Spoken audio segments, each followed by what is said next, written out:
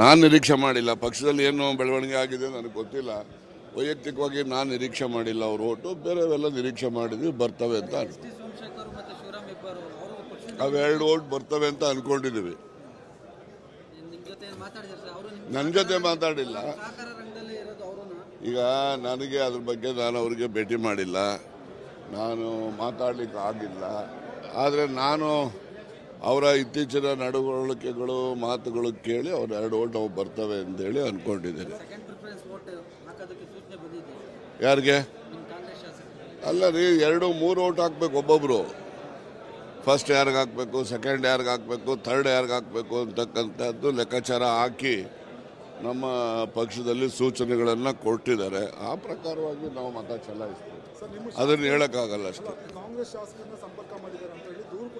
ದೂರು ಕೊಟ್ಟಿದ್ದಾರೆ, ತನಿಖೆ ನಡೀತಾ ಇದೆ. ತನಿಖೆ ಹಂತದಲ್ಲಿರ್ತಕ್ಕಂಥ ಸಂದರ್ಭದಲ್ಲಿ ಹೆಚ್ಚು ವಿವರಗಳನ್ನು ಹೇಳಲಿಕ್ಕೆ ಹೋಗೋದಿಲ್ಲ.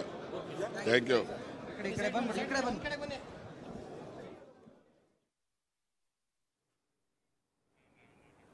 ಇದು ಸಚಿವ KN ರಾಜಣ್ಣ ಅವರ ಮಾತನ್ನು ನಾವು ಕೇಳ್ಕೊತಾ ಇದ್ವಿ. ಅದೇ ರೀತಿಯಾಗಿ ಅದಕ್ಕಿಂತ ಹಿಂದೆ ಅಶ್ವಥ್ ನಾರಾಯಣ ಅವರು ಮಾತನಾಡ್ತಾ ಹೇಳ್ತಾ ಇದ್ರು, ಮುಳುಗುವ ಹಡಗು ಕಾಂಗ್ರೆಸ್ ಅಂತ. ಆ ಥರ ಹೇಳಿನೇ ಅವರು 135 ಸೀಟ್ ಹೊಡೆದ್ರು ಕಳೆದ ವಿಧಾನಸಭಾ ಚುನಾವಣೆಯಲ್ಲಿ.